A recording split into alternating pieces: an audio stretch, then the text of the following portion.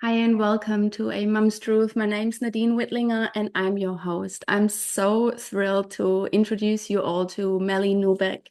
She's my friend, and yeah, I just tell you a little bit about her.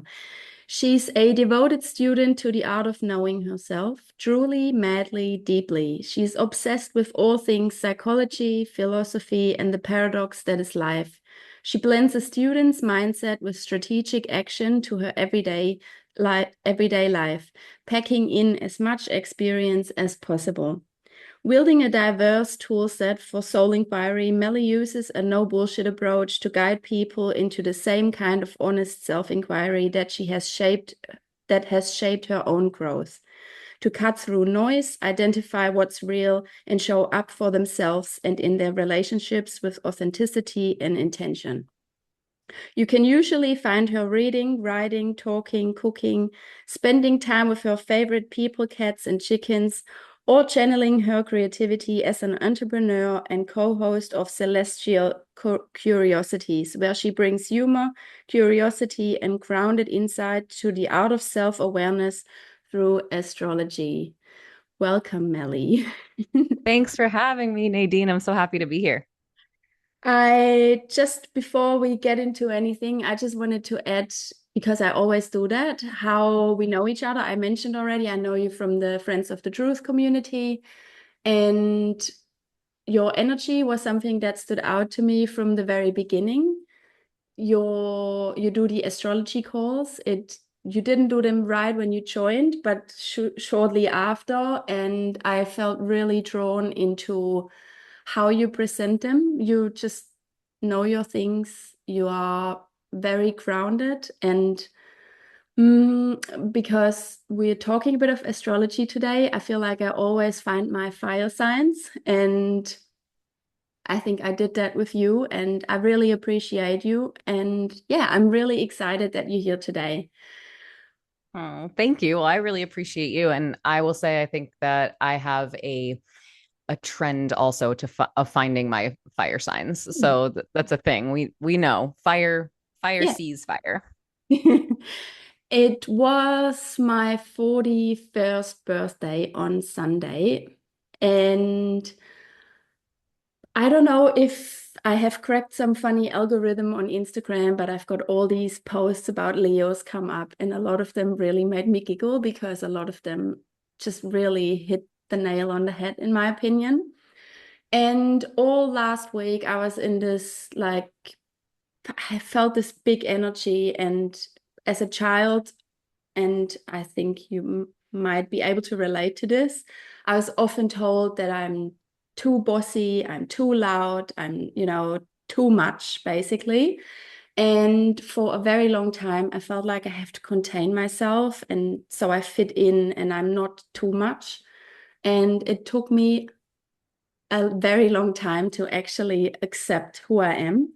And especially this last week, I was like, nah, screw that. I want to be out there. And so I thought it was just the perfect time to talk about the Leo season and, you know, the fire signs and astrology, like all those things that just sit really close to your heart as well, Melly.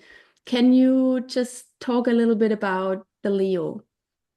Absolutely. Yeah. So, oh my goodness, one of my favorite things to talk about for sure. So you, my dear, have a quadruple scoop of Leo energy. I like to use that terminology to just give a picture of kind of how powerful that energy is, right? So the most basic astrology, everybody knows their sun sign, right? Everybody, if I say, "Hey, what's your sign?" You say Leo, somebody asks me, I say Aries, but often people don't realize that's just one part of the chart. For you, though, four parts of your chart sit in Leo. So you've got really this kind of overabundance of this Leo energy. And what does that mean? Well, I think that the astrology symbols are spot on. So with Leo, it's the lion, right? And I always like to tell people just imagine watching, a nature documentary and they have that slow-mo of the lion walking, and they just look badass. Like they don't want to mess with that animal, but also like you just feel charged up by them. There's something magnetic, right? This is very Leonian energy. And for all of our signs, we always have some keywords. And so some keywords for Leo are going to be joy, pride, fun, creation, creative expression. So when we think of the lion, you watch the lion and you think that they don't have any problem with self-confidence and with expressing themselves. If they got to fight or defend themselves, they're going to. If they're going to get their food, they're going to get their food. If they're going to care for their babies, whatever they do, they just, and there's a primal part of, I think, many animals that we get to witness that. But with the lion, there is just this grandiosity that you can't ignore. And that's Leo. And Leo gets, I don't want to say a bad rap, but I think it gets a little confusing. In fact, I think Leo is the sign that by far I get most people who say, I don't know. I don't really know if I feel that Leo energy, if I really connect with it. And I think it's because often Leo is compared to or described as the performer, right? That rock star energy. Imagine the rock star steps on stage and he strums his guitar and the crowd goes wild because they know what song is going to play and then they're singing along. And then imagine that feeling in the rock stars. Like he's got all of his hairs are up on his arms, right? And he just feels like he's on top of the world. That's a very Leonian thing. And what I mean by that is there's this experience, this engagement that's occurring with the crowd, right? He sings or he strums and they respond. And he's actually responding to that feedback, he or she, obviously, and feeling like, oh, I am so filled up by people's response and recognition of me. It's not that it's somebody who's on a stage, it could be you in your kitchen with your kids cooking and you could pretend to be on the stage with, your spoon singing, or you could just whatever it is. Hey, mom, that was a delicious meal. That's recognition right there. Leo thrives knowing that they're adding value to the world, that it's joyful for them, that they're creating, that they're expressing, and that it's not falling on deaf ears. That there's some recognition piece there. That's so important to a Leo. And what I talk about a lot with Leo is that I think as humans, and I know this is very true for me growing up, what you said about being too much, totally. And we can talk a little more about why you and I especially connect on that. But is that you're not really taught to seek recognition, right? You're not really taught to like, oh, look at me, look at me. You're kind of taught to be, hey, do what you got to do and, be there for others and follow the rules and whatever. But you're not really encouraged to seek recognition. And recognition is a very specific need for Leo. So if you're not taught that, then here you are, a fire sign. So fire is erratic. You can't really ignore fire. Bubbly and charming and wanting to express and say and just have fun. And then you've got your teachers and maybe your parents and whatever, these other people in your life sort of being like, hey, okay, that's relax. It's a little too much. But that doesn't end up being the best advice for Leo. Really, Leo needs to feed their needs, and every zodiac sign does, but for Leo in particular, I think that the acceptance as an adult to realize, you know what, I do like recognition. Feedback fuels me. I like feedback, and I'm going to accept that about myself, and I'm going to honor that that's a need of mine, I think is a really important part of Leo's evolutionary path. Yeah, that's so cool. And I feel like there was also quite a few points that are, even for me being a Leo, important in terms of mothering my kids, because my daughter's a Leo as well. And I don't know if I have approached it like from that point of view yet, like the recognition, but it is so true. And I feel like I even noticed that, in some friendships along the years, I felt like I was very giving and I love being generous. But if I feel like I'm being repeatedly not recognized for it, it's weird. At some point, there's like a door and it just shuts. And I will not make a big thing about it. It's just closed. And I find this really interesting too, like that was also one of the things I read in these, 800 Leo posts that were popping up that Leo season. But one I found really interesting, and I just would like your opinion on it. So apparently, like if you're a Leo born throughout the month of July, you have a little bit of a different way of showing up to someone more later in August. Can you like Mhm. say anything about that at all? Sure. So it's funny because I see a lot of those sort of posts for all the different signs Yeah. because none of them fit squarely into just one month. And the way I think of it is actually kind of mathematical. And that's really the proper way to learn astrology, right? So I'm going to keep it really simple, Yeah. but basically we'll pull the chart up later and you'll get to see this, but easily enough to explain. There are 12 zodiac signs and each sign takes up 30 degrees of the zodiac. Okay, we're not going to get super mathematical. We're just going to focus on degrees, very easy. So I'm going to do a quick tangent here to say that you and I have a very unique connection in that you see my tattoo here is the Aries symbol and it says 29 degrees. So Yeah. my Aries sun, I was born at the very end of Mm. Aries season. And 29 degrees is considered a critical degree in astrology. It's very special. It's called, this degree in particular is called the anaretic degree, kind of a fun word, but it's also called the degree of mastery or completion. So it's very strong because it means that the sun has just spent all this whole month from the middle of March all the way to the middle of April, or in your case, the middle of July to the middle of August with Leo vibes. And then you popped out and then all of a sudden it was Virgo season. So you were born when the energy was as strong as it could be for Leo, which makes you very strong Leo archetype.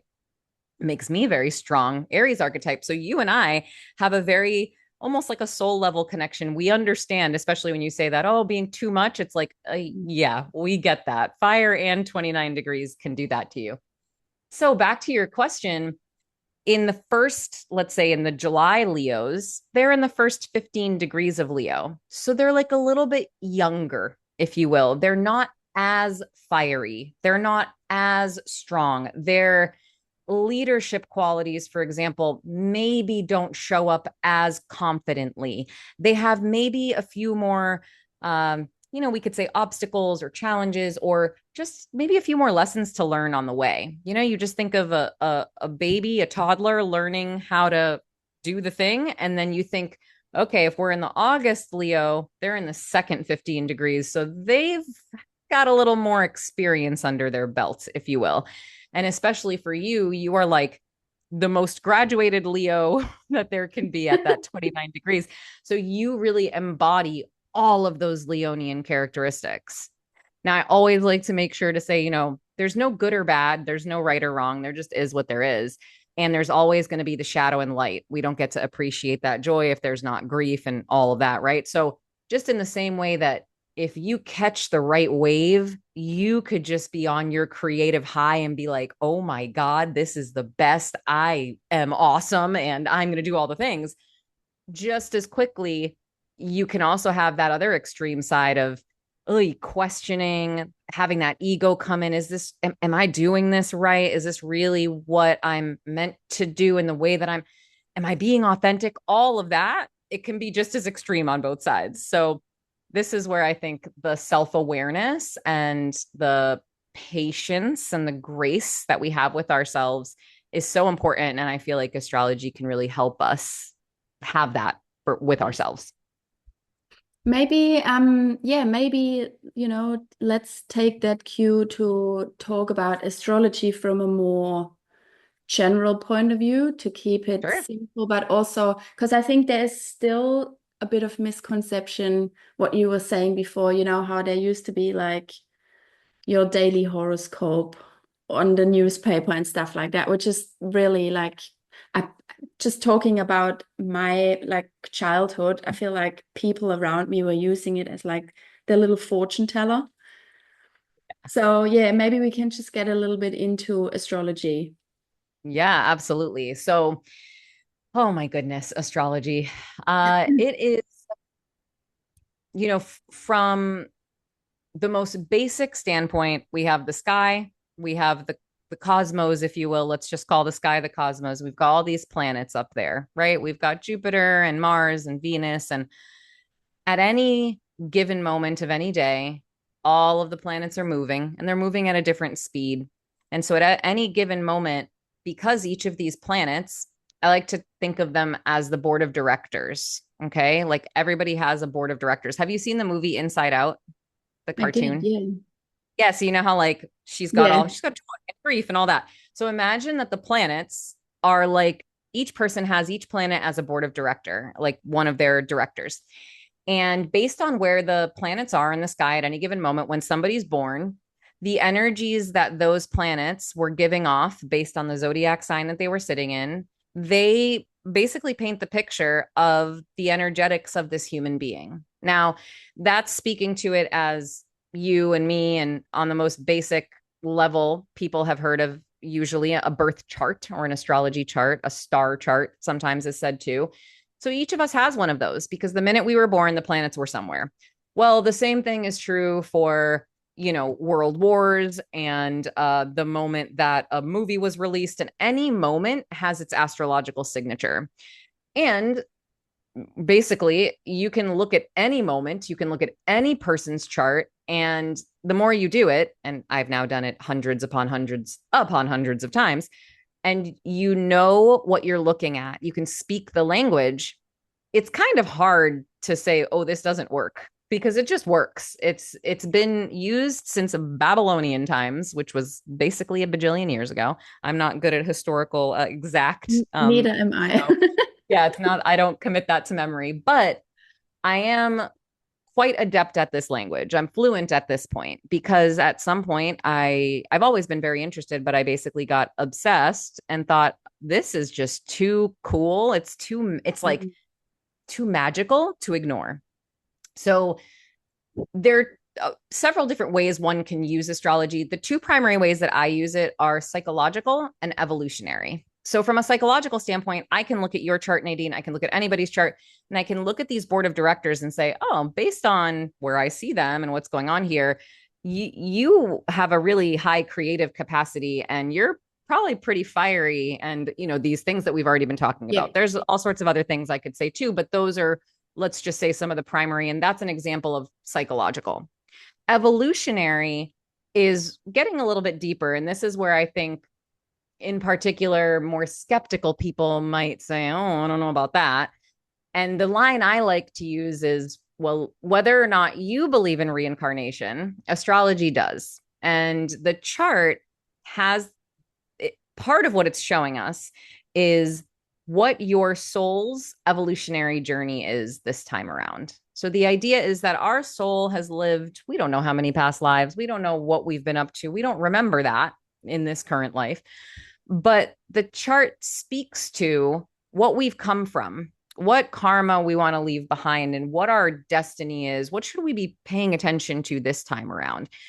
And I, as you said in my bio, like I'm obsessed with all things psychological and philosophical. I'm so fascinated by how humans work, and we're all so unique. And I, it's very clear in my chart, am very open-minded. So for me, I have no problem sitting in a room with somebody and you could be completely on the opposite side of opinion, and I still want to talk to you and I want to hear what you have to say, and we can politely debate, or I can say, but what about this or what about this?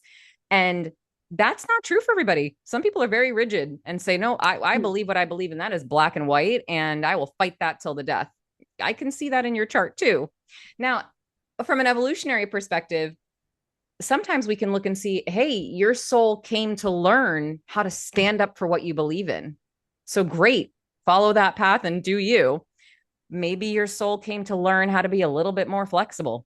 Maybe it came to learn how to be a different mother this time around, or whatever it is. And we can see all of these kinds of things in the chart. So those are the two ways that I like to look at it, because in evolutionary astrology in particular, one of the big fundamental principles is that we are human beings with free will.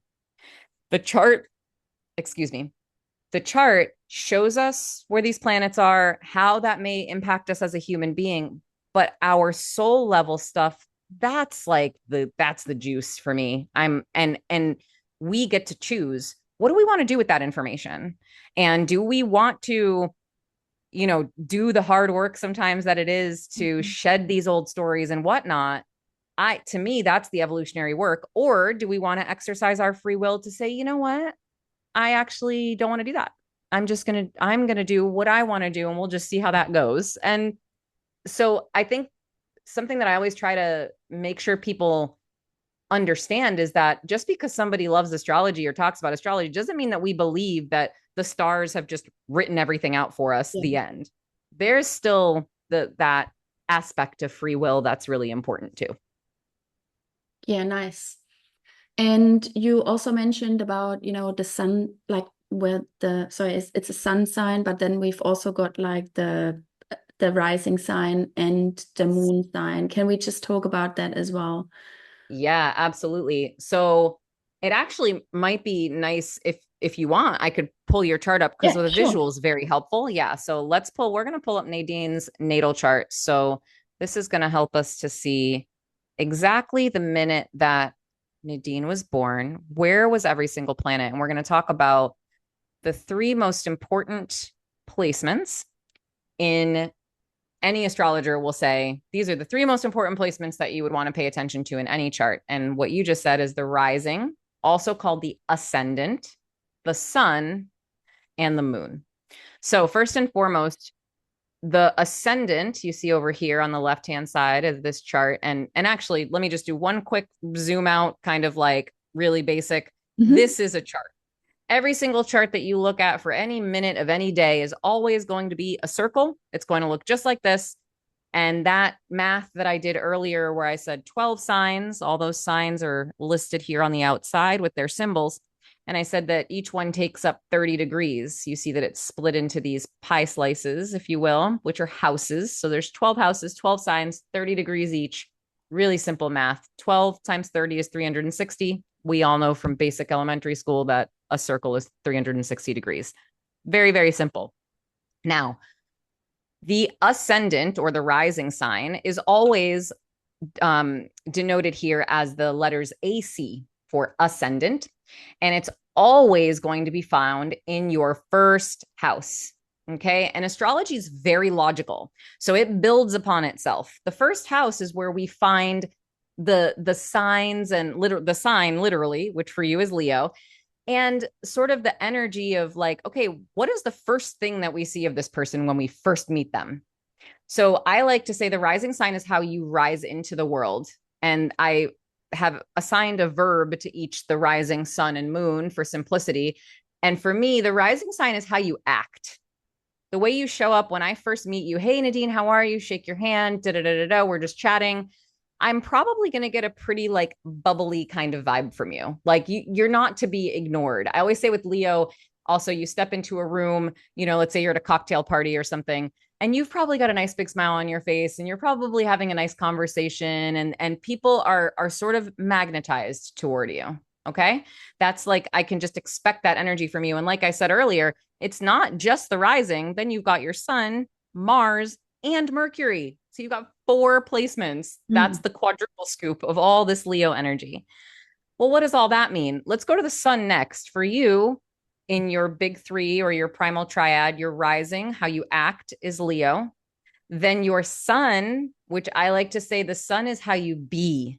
It's your essence, your character, your personality, right? Like literally, the grass doesn't grow, the food doesn't grow, the flowers don't get all big and beautiful without the sun. The sun is life giving.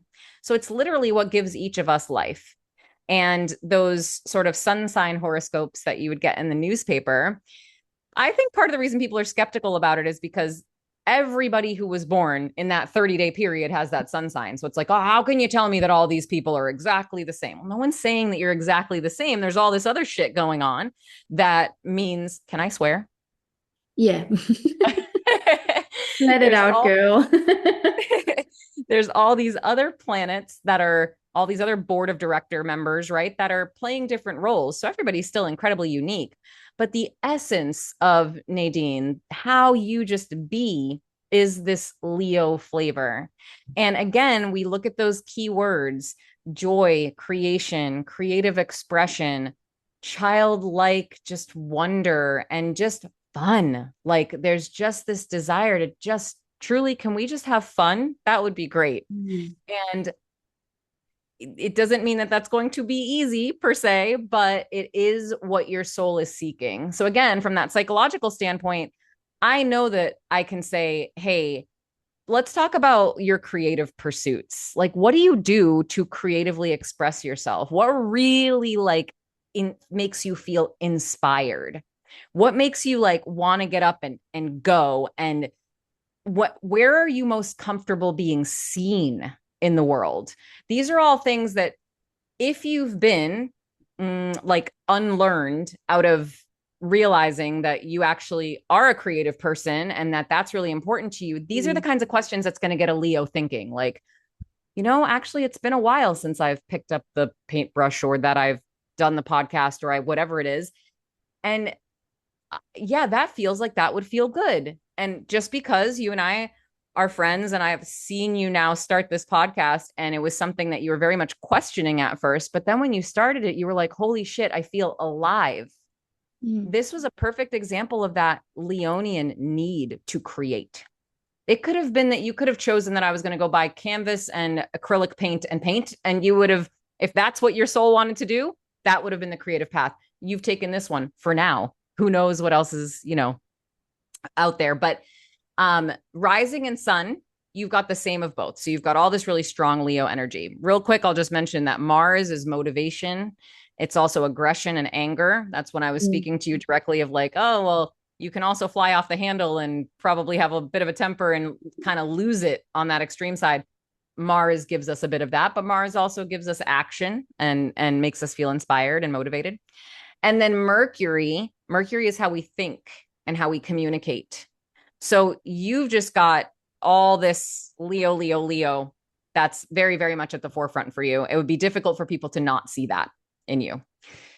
The third piece, though, of that big three is the moon. And the moon's very easy to find in the chart because it looks like a crescent moon. And as you can see, we find your moon, first of all, at 29 degrees, at another very strong degree. And you've also got a bunch of other stuff going on in this house. So this is the house of Scorpio down here. And each house represents something different. Like I said, the first house where we find the ascendant is about self. The fourth house is all about home. And the moon is how we feel. Okay. It's our emotions and the deepest part of us. How do we feel? Well, Scorpio, my friend, a water sign. So we've talked a lot about fire. We Mm. actually say that Scorpio is the fire of the water signs because it's kind of zesty, kind of spicy, and also loves intensity, loves the extremes, loves to go as deep as possible, wants to get like, don't give me surface level. I want to go deep, deep, deep, deep. I want to know what is there that I need to transform. What are the things that I need to, like self-limiting beliefs and all that kind of crap. Scorpio's like, let's get rid of all that. We want to do the work. We're not afraid of doing the work. However, imagine how exhausting that can get if you're always seeking the deepest and you want to excavate and you want to, what's the deeper meaning of this? That can get kind of intense. And so it can be exhausting too, something to keep in mind. Without getting too complex here, the relationship that Scorpio and Leo have, we call this a square relationship. It just means that these signs, they understand each other because they like to do things in a stable and consistent way. We call that fixed energy. Scorpio is fixed water energy and Leo is fixed fire energy. So fixed means sort of sustainable, dependable, like likes to do things, get things done right, can also be stubborn, can also not really like change very much, likes to stay fixed in one place. But imagine an energy that likes to stay fixed, fire versus water. Elements are the easiest thing for any human being to understand. Fire and water are two very different elements. So the fact that you have a lot of energy in this fiery fixed energy of Leo and in this watery, really deep fixed water sign of Scorpio, that can look like a really big sort of push and pull in Mm. your life. It can look like I want to do things this way. This feels really good, but I also really want to do things this way. That feels really good. And they're two very different ways of doing said things. And that can sometimes feel a little confusing of how should I move forward? How should I do this? And ultimately, what squares can sometimes do for us is they can cause us some frustration where we're just like not really sure what to do with that energy. So, all of that to say, everybody's got these big three energies. And one of the easiest ways to break it down, I could look at somebody's chart in just 1 minute and say, okay, so I'm looking at double fire and water. Then I could just quickly look and go, okay, they've got a little bit of air and a tiny bit of earth, but they're mostly fire and water. So I already know this person has got a lot of energy. This person really likes to get into the depths of things. Water also represents emotion. So I know you've got a strong intuition. I know you've got strong emotional capacity. And then we can kind of start to go from there. I, for example, am strong fire and air.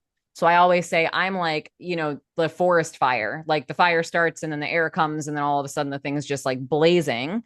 It's a similar energy, but obviously a little bit different in that way. So okay, I'll Hmm. stop talking and see any thoughts or questions around that.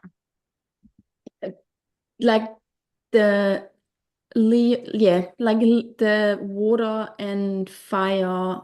It's actually really interesting, hey, because I feel this like in every bone. I can have really like crazy mood swings. Mm-hmm. And it is like that. Like one moment I feel like I'm all out there, and the next minute I'm like, no, hang on a minute. Let's go inwards. And it while I feel like it is a really big gift on the one hand, it sometimes feels a little bit heavy on the other hand. Because I like the moon, the going inwards. But I think it's actually really interesting too, because I feel like when I would go out and do life, people would not get them like that water energy, like that or Scorpio energy. I don't give Mm-hmm. that away right away. And Right. am I wrong if I say that I could come across as a shallow person, but I'm not? Do you know Hmm. what I mean? Or like it's or not shallow, but it's like this really different energy that I show up. But then I Yeah, can that's get interesting. really deep. So I feel like sometimes I feel like there's not many people that actually know that of me, that I can get into that depth. Yeah, that part I would say definitely the different because also, you know what, I'll put it back up because part of what I said there about your fourth house being about home, the other thing about the fourth house Mm. is, as you can see, if you look at this horizon line going right through the middle here, any planets that are on the bottom of the chart, this is actually considered like this is the nighttime. This is the darkest part of the Right. chart. And the absolute bottom of the chart, we see that down here in the IC for you is ruled by Scorpio. So when we think dark, you literally want to think like I think of somebody in like, their house with the candles on, just cozy, like everybody leave me alone. I'm in my cave. I'm recharging. I'm refueling. And on top of that, one of the key words for Scorpio is private. Loves their privacy, and the moon is that sort of deepest darkest part of us. So you've just got, again, to use the same kind of terminology, you've got this triple scoop, if not a little bit more, of this really dense sort of private, behind the scenes, like to be in my little cave. Mm. But then, like we started with all this Leo, you also do like Yeah. to show up in this fiery, bubbly, charming, fun way. Those are two extremely different archetypes. And that's where I'm saying that frustration, that push and pull. There's this tension of like, oh my gosh, how do I show up as this and show up as this? And I think, first and foremost, just knowing that this is true, I think that that allows you to give yourself a big exhale and say, okay, so I'm not crazy. I'm not crazy. I'm not just like pretending to be one way and pretending to be another. I'm not like schizophrenic. I'm not, duality, personality disorder, any of that weird stuff. I just really have two very different things going on here. And I just have to learn how to honor both of them. So when you've got that energy and you know that you want to be out there doing the thing, that Leo is going to fire on no matter what. It's like when you go to take your kids to school or you go to the park or the grocery store or whatever.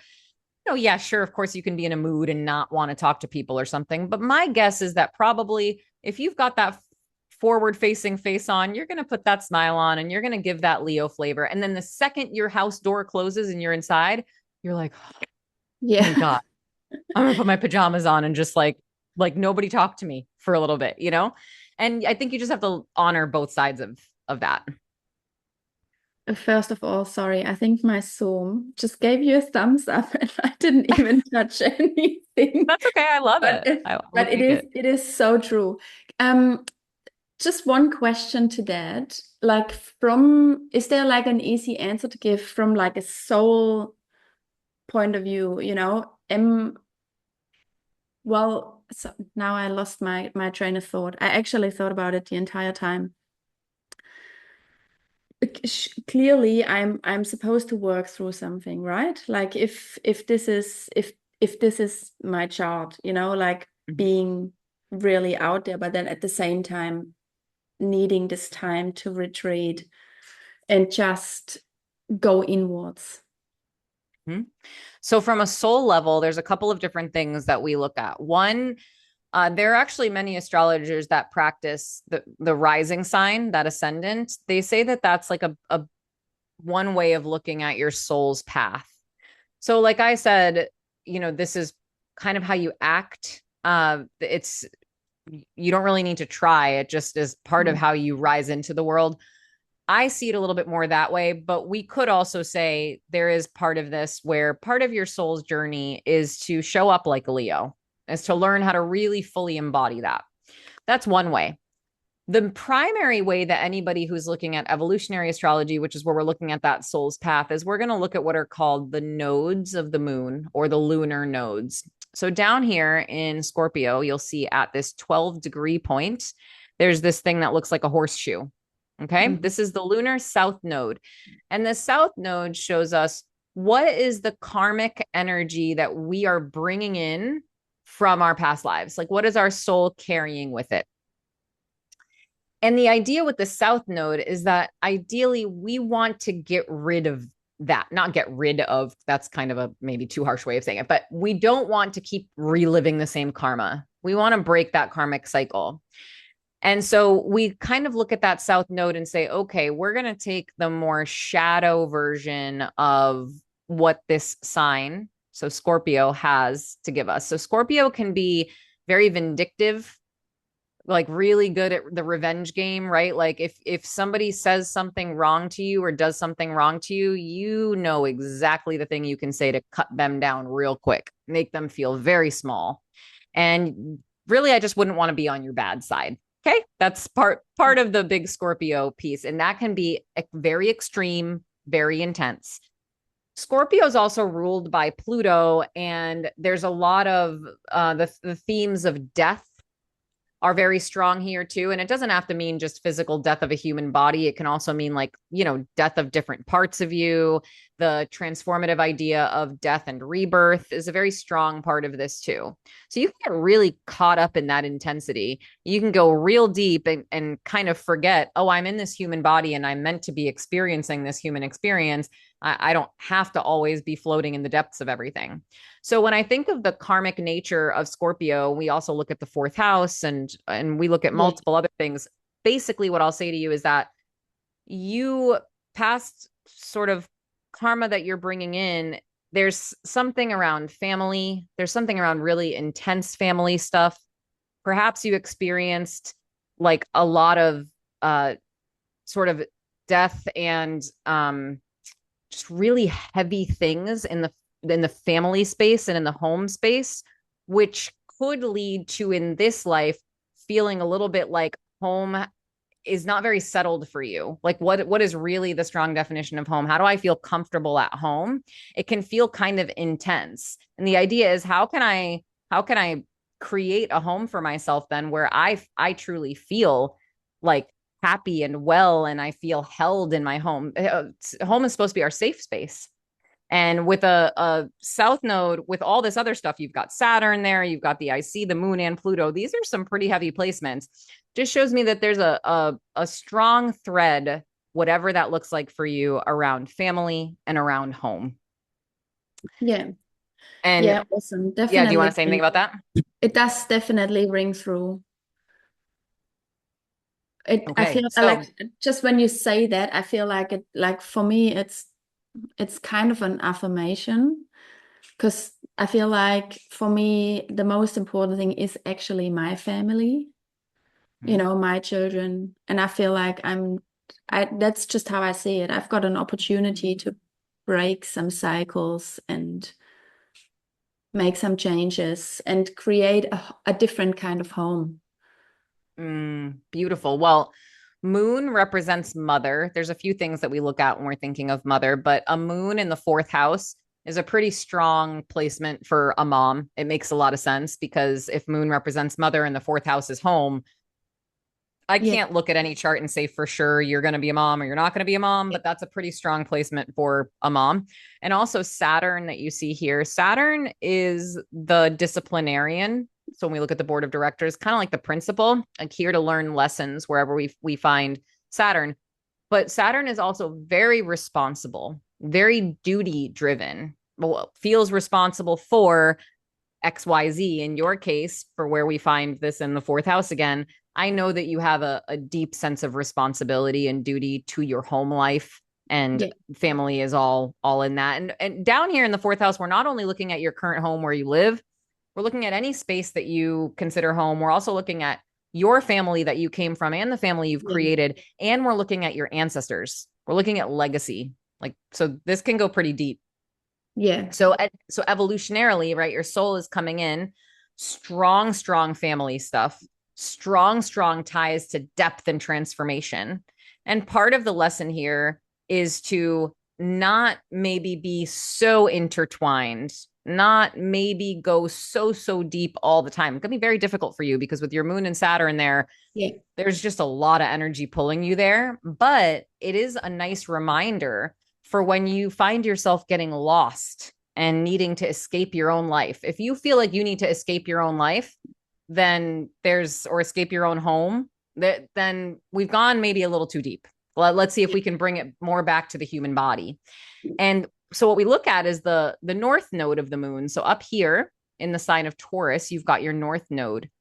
In the 10th house, what the north node is showing us is the opposite of the south node. So if the south node is the karma we're bringing in, then the north node is your soul's destiny, your fated, your dharma. What are you meant to move toward in this life? I like to even think of like the North Star, right? What are you yeah, looking toward? And Taurus is the bull. Taurus is earth instead of water and is very grounded, has its feet solidly in the soil. Taurus is all about the harvest and resources, like literally food is part of what's represented under Taurus, safety, security, stability. And it's in mhm, your 10th house. 10th house is career and your public facing, um, sort of your most public facing sphere, how people see you on the grand, biggest stage of life. And that means you want to move toward creating safety, security, stability through whatever it is that you choose as your purpose. And ideally in life, purpose and career are intertwined. And moving a little bit more away from all of that emotionality and more into the earthly practicality. So, like some really practical examples here would be literally being on the earth as much as possible, like engaging with the earth, with greenery, with nature. And if there's some way that you can intertwine that with your purpose, then even better, or whatever you call your career as well. yeah, So this is really the primary thing that you're going to look at from a soul evolutionary path is going to be these nodes. awesome. Yeah, Man, it's so interesting. I feel it's like we've fascinating. spoken about a lot of those things already, but there's always something new I pick up on. And I swear I've looked at my chart so many times but I have never realized that I've got so many placements in 29 degrees. And even the ascending is in 22 degrees, right? So I feel like even my Yeah, anything. even Oh, that sorry. even that placement knows kind of what it's doing, coming back to like the Leo energy. Yeah. hmm Yeah, you've got three 22-degree placements. Interestingly enough, you've got the ascendant always has the descendant on the other Yeah. side. So the descendant is showing us partnership. That's our line that shows us like what we're really seeking in partnership. And then you've also got 22 degrees down here in Saturn. So yeah, 22 and 29 are apparently two lucky numbers for you. Yeah. It's awesome. Maybe I should play Lotto. Maybe you should, girlfriend. I think that sounds like a fantastic idea. Right? Um, Before we hit the record button, we had like this we chat about that we had a conversation about a year ago, and that I was kind of not sure what a good way is for me to express my creativity. And hmm I feel like that was also, and you mentioned it along the line as well, that there was a long period of my life I felt like I'm not creative just because I didn't like art in school, for example, right? And or I didn't do the drawing, just as an example, I didn't do the drawing to the satisfaction of my teacher or anyone else around me. And that was just automatically, oh, you're not creative. You're not good at art. Um, so yeah, we spoke a little bit about 1 year ago. I was in a different location and I had no idea how to express myself. And now a year later, I'm in a different location and I've got a podcast. So I've got an outlet. Like, is that also part of me changing location or, Interesting question. So, well, first of all, it's funny you just said outlet because I just pulled the message up because I wanted to see exactly what it said. And um you had just finished watching a replay of one of the astrology calls that I had done. And you said, "Hey, I just want to let you know I watched the replay." And you said, "I have my Leo rising and sun and I feel like I don't have the outlet yet that is so needed for Leos."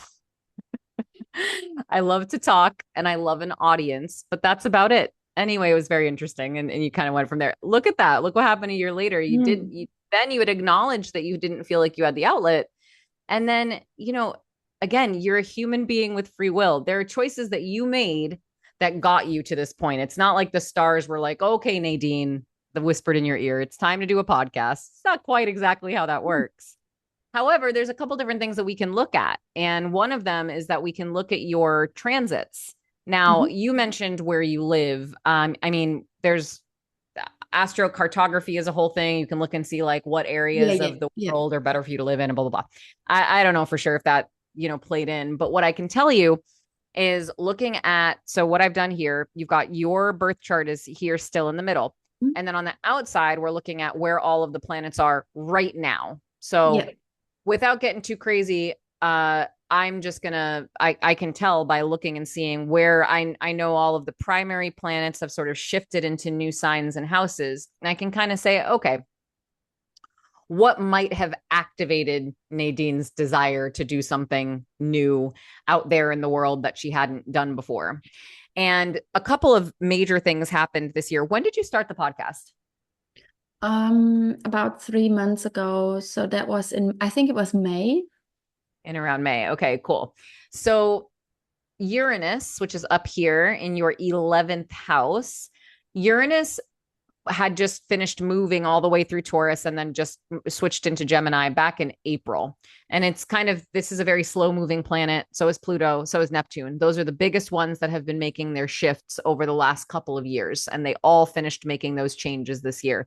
So for you, they entered your 11th house. Your 11th house is all about community. It's about future visions also and like dreams, and it's about like your friendships and acquaintances. So when I think about what you've created here, I don't know what your overall goal with the podcast is, but I sure know, having a podcast myself, that if we were just sitting here speaking into the void and nobody was listening, I don't know how long we would stick around. So part of it in my mind, I always feel like I'm speaking to my community. I'm speaking to people who are interested in what it is that I have to say and want to engage and learn. So that falls into like 11th house stuff for me. And Uranus is the innovator, the rebel, the revolutionary, wants to do things differently.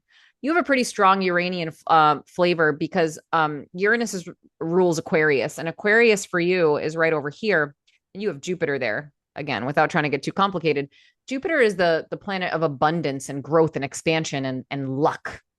And what that tells me for you is that when you expand, when you grow, when you're generous, when you're all these bigger things, which people love Jupiter energy, just makes you feel good. You have to do it your own way. Aquarius has this like, do not put me in a box. Do not tell me what to do. I must do it my own way. That's very, very important to you. And in particular, that's super important to you in your partnerships. That can be with your partner or your spouse. That can be with a business partner. But when you're in partnership, being able to be 100% your own authentic self, marching to the beat of your own drum, no concern for anything else is very important. And I bring that up next because Pluto has entered that house too. So you've got this double whammy of this sort of like energy that's inspiring you to be yourself, to be Nadine exactly like Nadine is supposed to be. And Aquarius and Gemini, which are the two signs that I'm talking about right now, are both air signs. And you know what air signs like to do? They like to think and they like to talk and they like to communicate. So the fact that a podcast kind of came while all these shifts happened for you is definitely, I would say, an interesting thing. Also, I know that on this podcast, I've only gotten to listen to a couple of other episodes, but obviously a big part of this for you is learning. Like you're bringing on people to have different conversations about things that interest you. And another major shift that we had occur was Neptune and Saturn entered Aries. And Aries rules your ninth house. Ninth house is all about higher learning, philosophy, belief systems, faith. So, you know, overarchingly, and of course, we're doing like very, very kind of surface level here, but you're getting the idea that there's all these shifts that happened that I think I put these puzzles together. It's like a little bit of a formula that all these keywords make sense to me, that inspired you to do something different for yourself.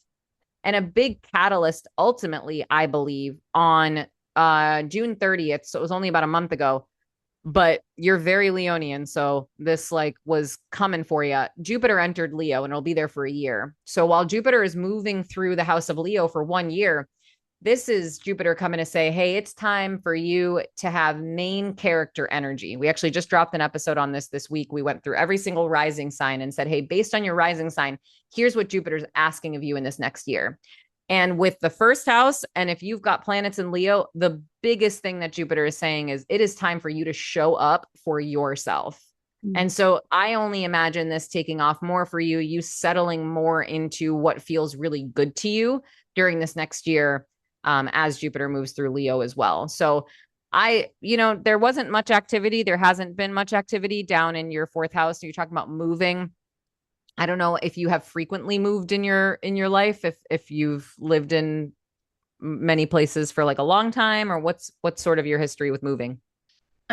Probably feels like that to many people around us, but like alone, like we're in Australia since 13 years and we moved like 3 times, like, well, we moved from Germany to Australia and then we had two major moves after that, interstate and then within a state, but like 1,400 kilometers in between, so also major. Okay. And probably also like between suburbs a little bit, but Some decent movement. yeah, yeah, Yeah. So you haven't had much going on down there in the fourth house in particular, but there are other planets like yeah. that could have been activating that. I don't know that if you feel like the place that you landed at and where you live now kind of gave you a new spark of creativity or whatever, then wonderful. You don't need a planet to tell you that. So maybe, this Yeah. place that you're at now inspired you in a certain way.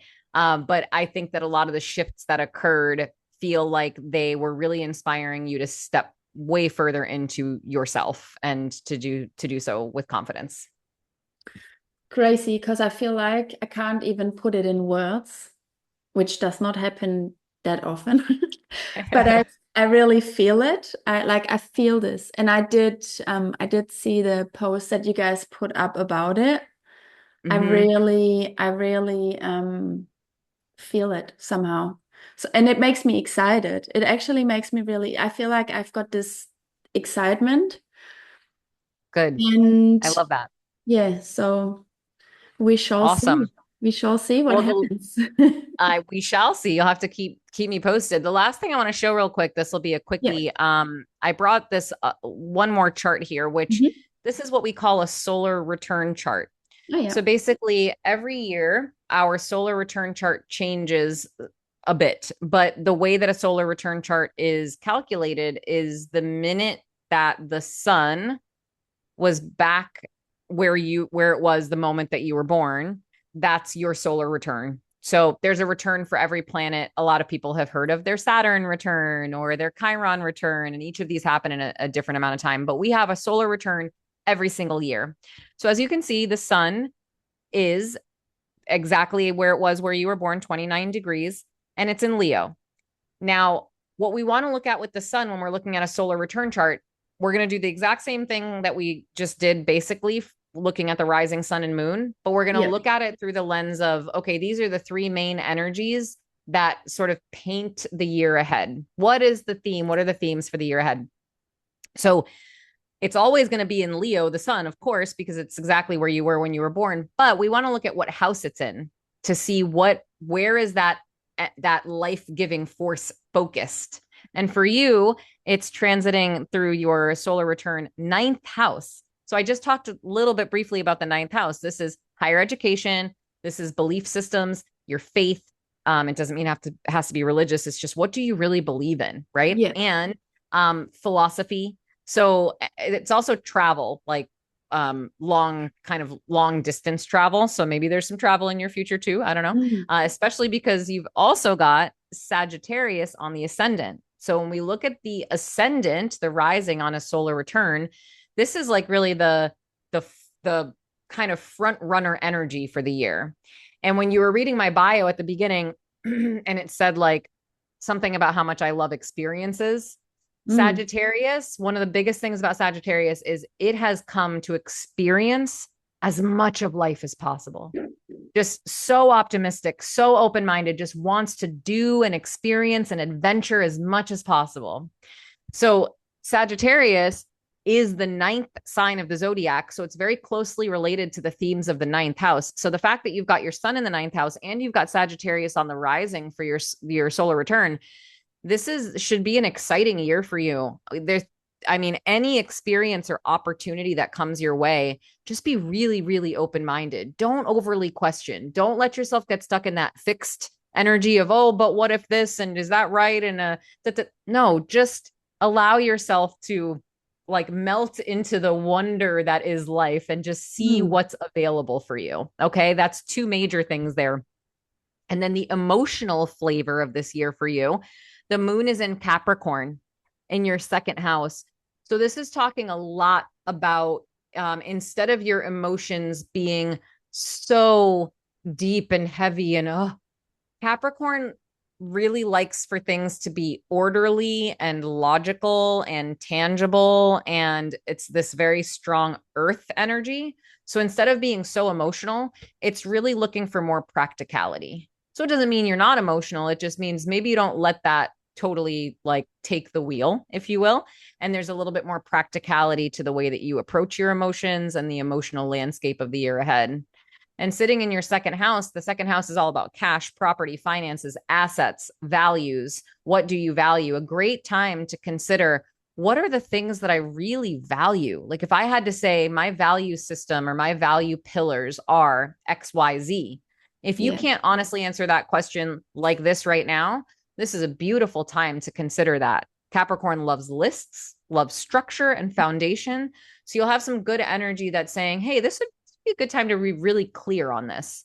And then the idea is if you're really clear on your values, you're that much more poised to hold on to assets, to bring abundance your way, to have this cash property kind of finances area of your life be a little bit more stable, if you will. So those are the Yeah. primary pieces. Sounds like a fun and also a little bit of a responsible year ahead of you. I like that. It does sound really exciting. I think I'm mostly excited about experiences and Good. maybe travel because I've Do you got have any all trips like planned? um not yet. We've got to sort out some other things, some passports and things, but possibly we're doing already a lot of traveling with our son with his jiu-jitsu, and we really would like to see family in Germany, and we're actually all really keen to come to the US. So who knows? Who knows what's going to happen? But it's funny that like it's just funny how all of those things.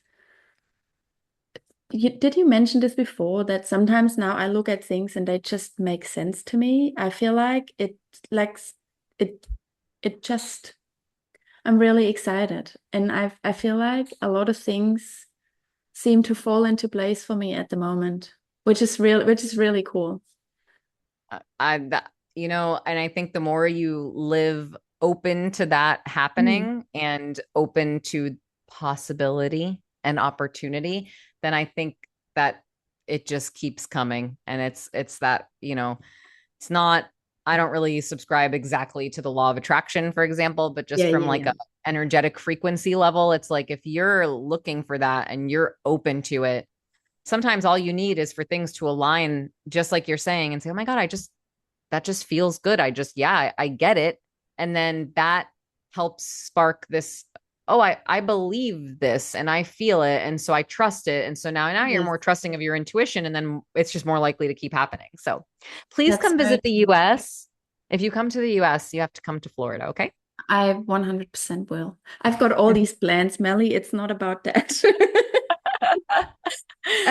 So look, obviously, astrology has been a really big part in my journey. Also, to understand myself better, and we've spoken about it now, that I like going really deep. And so it helped me a lot to understand certain parts of myself. So if any of my listeners would like to reach out, find out more about you, work with you, astrology, tell us a little bit or tell the audience a little bit how they can reach out to you, how they can work with you. Yeah, absolutely. So I will make sure that you have the links, but I have my own business where you can reach out. We can do readings. So, what you just listened to was kind of just a taste. It can go so much more deep, and we can answer specific questions, or if you're strategizing things in your business, your relationship, whatever, we can do that. But first and foremost, we always look at the chart first and get an idea of who is this person, what do I see here, so we have a strong foundation, and then we go from there. So you can reach out for that. One of the other things that I do that I really love, and that people have really enjoyed, is I do a year ahead reading. So you can look and see what is all the energy, like what's coming for the year ahead, what can I prepare for, and not in the hopes of predicting the future, because I don't believe anybody can do that. We don't have a crystal ball, but you can be prepared for, oh, well, this might be a good time to do something in my business, or I should maybe have a good, like, for example, for me, I have a major transit happening over my moon, and it's in my seventh house of partnership. So I told my husband when I saw it coming, I said, you're going to have to be a lot more patient with me than normal. Okay. Because I think my emotions are going to be all over the place. And I was right. So it can be kind of nice to do that. And then lastly, my podcast and co-host and business partner, Maggie, who's fantastic. We have our podcast, Celestial Curiosities. The first 50 episodes of that podcast are a living library where anybody who's interested to learn about astrology, if you listened to all 50 of those episodes, you would be very well off. You would know not everything, but you would know the 101 basics on every planet, every element, every sign, every house. So that's really fun. But we've got up to, I think now, 120 something episodes. So then we've got all these other fun topics that we get into. And lastly, we've got our second cohort of our course where you can learn how to read a chart yourself that we're going to launch here in January. So I don't know when you're dropping this episode, but it's August 24th now. So in just a few months, you can hop onto the link in the show notes and join the wait list. And then you could come and do a live 10-week course with us to learn how to read a chart and be an astrology nerd with us. So that's all the different things that I'm up to. Awesome. Sounds amazing. Are you still offering your readings where you look at the charts of the family? Yeah, yep, I do that too. And those are so fun. So that's called synastry. We can look at the charts between just two people, between a whole family. And then it's also really fun actually to do that in the workplace. So if you've got, a handful of people working on a team together and you want to kind of get an idea of who's my go-getter, who's my more organized person, how should we strategize? That's a really fun thing to do too. And I do that as well. Awesome. Sounds great.